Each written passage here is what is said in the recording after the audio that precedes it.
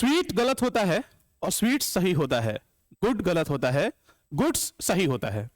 यही सारी चीजों के बारे में आखिरी क्लास में हम लोग बात किए हुए थे 16 डे के क्लास में, और लॉजिक समझे थे, रीजन क्या था, तमाम तरह की बातें क्या हुई थी, ये सब। आज ओवरऑल निशुल्क बैच का 17वां दिन है और नाउन का 16वां क्लास है। सो हेलो एवरीवन, स्वागत है आप सभी का एक बार फिर से हमारे यूट्यूब चैनल स्क्वायर डाइस में। मैं हूं Sumit, the faculty of English language for the past 9 years at Boring Road, Patna. पटकथा को आगे बढ़ाते हैं। अगर आपको आखिरी क्लास में याद हो तो हम लोगों ने कुछ ये पढ़ा था कि places where only noun will be used. ये पार्ट पढ़े थे हम लोग कि वो तमाम सारी जगह हैं जहां पे जब भी यूज होगा तो नाउन ही यूज होगा, नाउन के अलावा कुछ और आया तो उसको नाउन की तरह बन करके आना पड़ेगा। उसमें कुछ कुछ क्वेश्चन भी देखे थे हम लोग, लेकिन आज सीरीज बढ़ा के ऐसे शब्दों की सूची पे ध्यान देंगे कि वो कौन कौन से शब्द हैं जो नाउन के उन सारे प्लेसेस पे आते हैं तो गलत हो जाते हैं और आमतौर पे एग्जाम में पूछे जाते हैं। तो सबसे पहले आपको दिख रहा होगा रिमेनिंग, तो ध्यान रखेंगे रिमेनिंग जो है वो गलत हो जाएगा। सही क्या होगा? रिमेनिंग में एस लगा करके। ऐसा नहीं है कि रिमेनिंग गलत है, लेकिन हाँ, नाउन के प्लेस पे रिमेनिंग गलत हो जाएगा। नाउन का प्लेस कौन सा? सब्जेक्ट, ऑब्जेक्ट, एडजेक्टिव के बाद, आर्टिकल के बाद, अपोस्ट्रोफी एस से पहले, अपोस्ट्रोफी एस के बाद, प्रीपोजिशन से पहले, प्रीपोजिशन के बाद, नो के बाद, ये सारे प्लेसेस नाउन के लिए रिजर्व्ड है। तो इन सारी जगहों पे जब भी आएगा तो नाउन आएगा, नाउन के अलावा कुछ भी आए तो गलत। तो वहां पे अगर रिमेनिंग आएगा तो गलत, ऐसे सही है। तो वहां सही करने के लिए रिमेनिंग में एस लगा देना है। लॉजिक बताए थे आपको, सॉरी। रिमेनिंग रिमेन नाम के भॉव से बनता है, आईएनजी लगाते हैं तो जीरंड बन जाता है, जीरंड को सेमी नाउन कहते हैं, अर्ध संज्ञा कहते हैं, एस लगाने पर पूर्ण संज्ञा कंप्लीट नाउन बन जाता है वो। उसी तरीके से नाउन के तौर पे ग्रीटिंग गलत होगा, सही क्या होगा? ग्रीटिंग्स। सराउंडिंग गलत होगा, सही क्या हो जाएगा? सराउंडिंग्स। अब यहां एक सवाल भी आपको नजर आएगा, लिखा हुआ है the beautiful surrounding of the place attracted me very much, right? The beautiful surrounding of the place attracted me very much. अब यहां आपको नजर आ रहा होगा सराउंडिंग, क्या आ रहा है भाई? सराउंडिंग। अब महज सराउंडिंग दिखने का मतलब आप गलत मत सोच लीजिएगा, क्योंकि सराउंडिंग ऐसा नहीं कि गलत है, नाउन के प्लेस पे होगा तो गलत है, ऐसे सही हो जाएगा। तो पहले हमें ये प्रूव करना होगा कि ये प्लेस नाउन का है। अगर ये प्लेस नाउन का है तो सराउंडिंग नहीं, सराउंडिंग्स होगा। जैसे ब्यूटीफुल क्या है? एडजेक्टिव, एडजेक्टिव के बाद नाउन आता है। या ऑफ क्या है? प्रीपोजिशन, प्रीपोजिशन के पहले नाउन आता है, और नाउन के प्लेस पे क्या? सराउंडिंग। गलत हो जाएगा, सही होगा सराउंडिंग में एस लगा करके। उम्मीद करते हैं समझ रहे हैं आप। ऐसे ही देखिए नेक्स्ट क्या है, नाउन के तौर पे इनिंग क्या हो जाएगा? गलत। सही क्या होगा? इनिंग में एस लगा करके। र्यून हो जाएगा गलत, सही क्या होगा? र्यून में एस लगा करके। र्यून जो है ना, र्यून भौव होता है, मतलब तबाह करना, बर्बाद करना, नेस्तनाबूद करना, इनलेट करना, डिस्ट्रॉय करना, एब्रोगेट करना, डंप करना, डैंक करना, ये सब होता है। और र्यून में जब एस लगाते हैं तो उसका मतलब होता है बर्बादी के बाद बची हुई चीजें, अवशेष, रिमेनिंग्स, ये हो जाता है। जैसे मान लो अभी इजराइल गजा पे अटैक कर रहा है, तो Israel is basically ruling Gaza, attack कर रहा है, भौव है वो। लेकिन मान लो गजा पे अटैक के बाद जो कुछ वहां मलबा अवशेष बच गया ना, तो दैट इज कॉल्ड र्यून्स। तो र्यून इज अ भौव, र्यून्स इज अ नाउन, ये ध्यान रखना है। उसी तरीके से बिलोंगिंग गलत हो जाएगा नाउन के तौर पे, सही क्या होगा? बिलोंगिंग में एस लगा करके। बिलोंगिंग मतलब समान होता है, ठीक। अब यहां देखो द पैलेस, प्लेस नहीं बाबू, पैलेस। प्लेस मतलब स्थान, पैलेस मतलब महल होता है। The palace with all it's belonging. अब इट्स जो है ना, पढ़ोगे नेक्स्ट चैप्टर प्रोनाउन होगा, उसमें हम पढ़ाएंगे आपको कि इट्स एडजेक्टिव कहलाता है। प्रोनाउन में एक टॉपिक है पॉजिटिव केस, उसमें पॉजिटिव एडजेक्टिव पॉजिटिव प्रोनाउन होता है। आप बेसिकली ये समझो कि इट्स जो है वो एडजेक्टिव होता है। एडजेक्टिव के बाद क्या आएगा? नाउन, और नाउन के प्लेस पे क्या लिखा है? बिलोंगिंग। गलत है, सही क्या होगा? बिलोंगिंग में एस लगा करके बिलोंगिंग्स, जैसा कि आप यहाँ पे देख रहे हैं।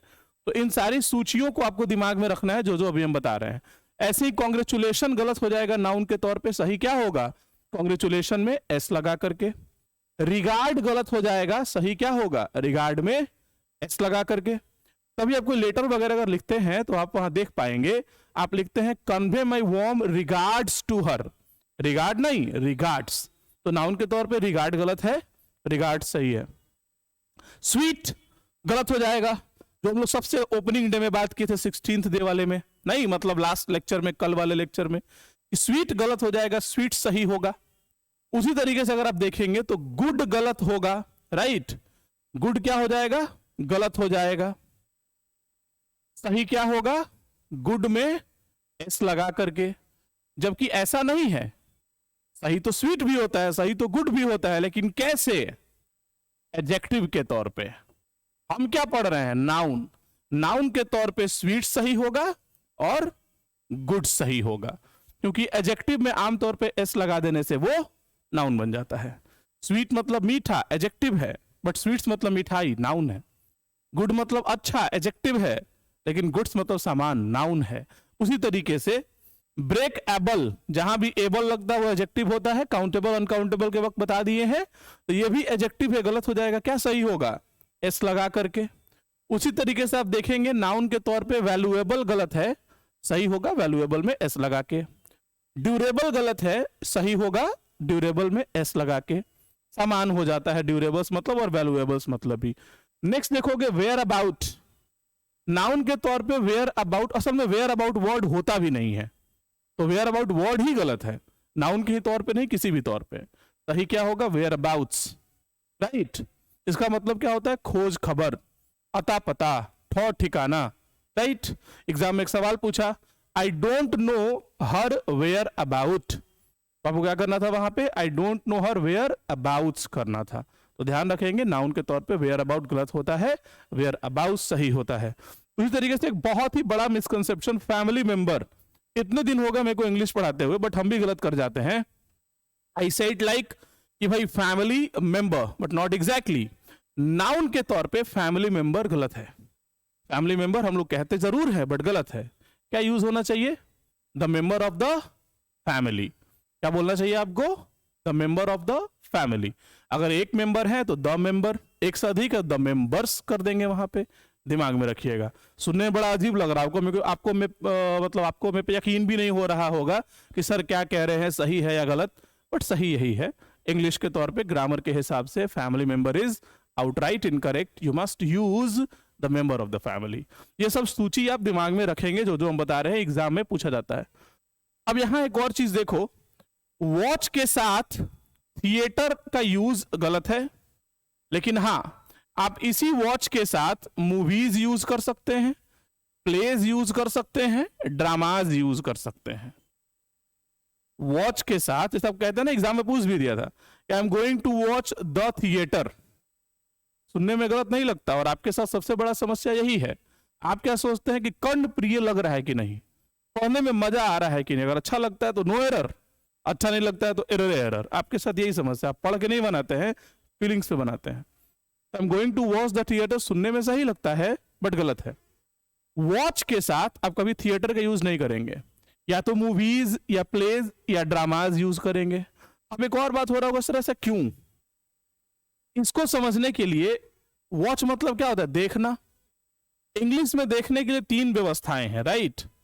एक है सी, इसका मतलब ही देखना। एक है लुक, इसका मतलब ही देखना। एक है वॉच, इसका मतलब ही देखना। एक पल के लिए वीडियो को पॉज कीजिए और खुद से सोचिए इन तीनों शब्दों में क्या डिफरेंस है। कब सी यूज करेंगे, कब लुक यूज करेंगे, कब वॉच यूज करेंगे। दिमाग आप लगाने का प्रयास कर जरूर रहे होंगे, काफी हद तक आंसर के करीब भी पहुंचे होंगे, पर ठीक है, हम फटाक से आपको जिस्ट करके जल्दी से बताते हैं। कहानी भी है, इसके पीछे कहानी बना करके हम बहुत कुछ बता सकते हैं, बट उन कहानी में जाने में वक्त जाया होगा। फटाक से टू द पॉइंट समझो। जब आपकी सिर्फ आंख यूज हो, eyes, let me right it in English, है ना। आप देखने के लिए क्या इस्तेमाल करते हैं? आंख। आप ऐसे आंख खोल रहे हैं, कुछ भी दिख रहा है आपको, जैसे मेरे को कैमरा दिख रहा है, मेरे को स्क्रीन दिख रहा है, मार्कर दिख रहा है ना बात। तो कुछ भी नजर आ जा रहा है आपको, दैट इज सी।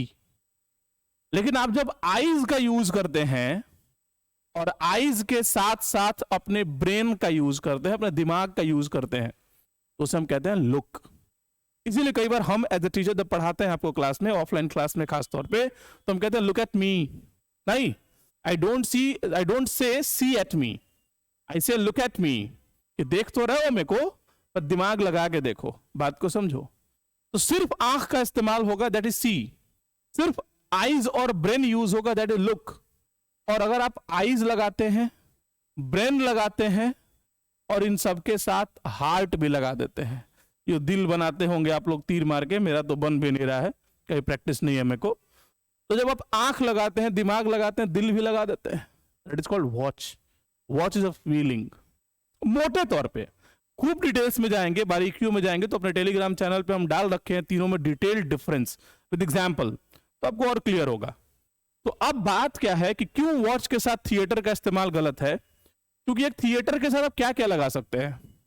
आंख लगा सकते हैं, दिमाग लगा सकते हैं, कितना पैसा लगाओ, कितना कलर है यार, कौन सा कलर है, अट्रैक्टिव है कि नहीं, ये सब। थिएटर के साथ दिल लगा दीजिएगा, ए थिएटर, ऐसा थोड़ी होगा, नॉट एग्जैक्टली। इसी वजह से वॉच के साथ, जो हम लोग पिछले वाले में देख रहे थे, थिएटर का इस्तेमाल गलत है। क्योंकि थिएटर एक बिल्डिंग है, कॉन्क्रीट बिल्डिंग है, आप उसमें आंख और दिमाग लगा सकते हैं, दिल नहीं लगा सकते हैं। लेकिन इन चीजों में, मूवीज, प्लेज, ड्रामास, दिल तो लगाते ही आप। धूम 3 में आमिर खान को आप देखते हैं, घुसता इधर से निकल जाता है, कहां से? दिमाग तो लगाते हैं और दिल भी लगाते हैं। कटरीना मिलनी थी उसको, मिल गई उसको, नहीं ऐसा?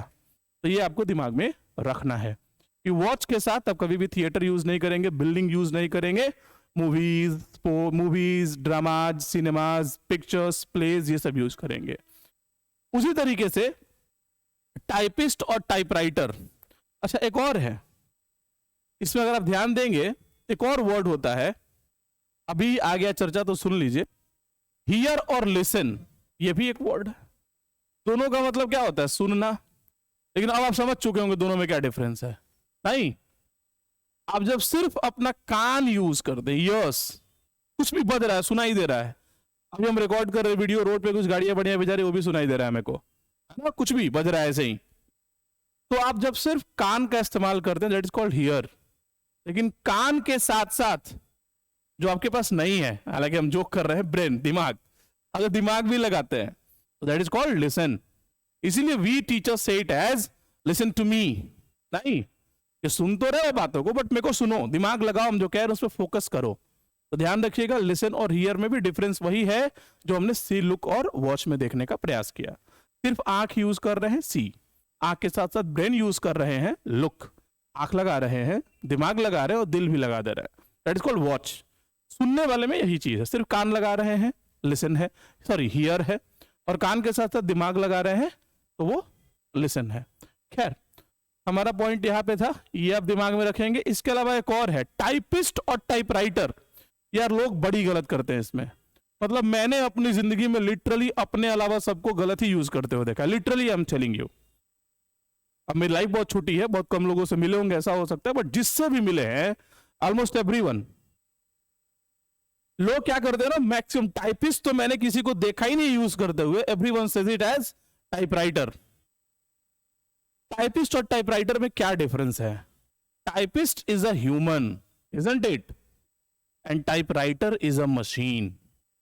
तो जिस मशीन पे आप टाइप करने का काम करते हैं, शुद्ध हिंदी में टंकन करने का काम करते हैं, that machine is typewriter, but the person who types on a typewriter is called typist, right? जैसे हमारे यहाँ 3 टाइपिस्ट हुआ करते थे, बट सब लोग यही बोलते थे, भाई टाइपराइटर 1 से ये काम करा लो, टाइपराइटर 2 से ये काम करा लो, ऐसा लोग यूज करते थे। तो टाइपराइटर ह्यूमंस के लिए यूज नहीं होता है, दिमाग में रखेंगे आप। ह्यूमंस के लिए टाइपिस्ट और मशीन के लिए टाइपराइटर आप यूज करेंगे। जैसे एग्जाम में एक सवाल पूछ दिया था कि Ramesh is a very efficient typewriter, समझ लेना, Ramesh is a very efficient typewriter. सबको लगा सही है, लोग नो एरर करके आ गए, बट ये गलत था, क्योंकि बात रमेश की हो रही थी और रमेश एक ह्यूमन है, तो ह्यूमन के लिए टाइपराइटर नहीं होगा, ह्यूमन के लिए टाइपिस्ट यूज करना पड़ेगा। उम्मीद करते हैं बात आप समझ रहे हैं। आज के इस लेक्चर में बस इतना ही पढ़ेंगे हम लोग, काफी सारे पॉइंट्स, काफी सारे क्वेश्चंस के साथ हमने समझने का प्रयास किया। इस पे एक और सीरीज आएगा, 1 से 2 सीरीज मैक्स, और ओवरऑल मेरे को लगता है कि 3 क्लास और होगा, 3 या 4, और नाउन आपका वाइंड अप हो जाएगा। फिर हम लोग नेक्स्ट चैप्टर में घुसेंगे प्रोनाउन, या उस पे आने से पहले नाउन से रिलेटेड बहुत सारे अच्छे क्वेश्चंस, 0 से लेके हाई ऑर्डर हॉट्स क्वेश्चन भी कर लिया करेंगे। आज इतना ही रहने देते हैं, मिलते हैं अगली क्लास में। Thank you, bye bye, tata, cheers.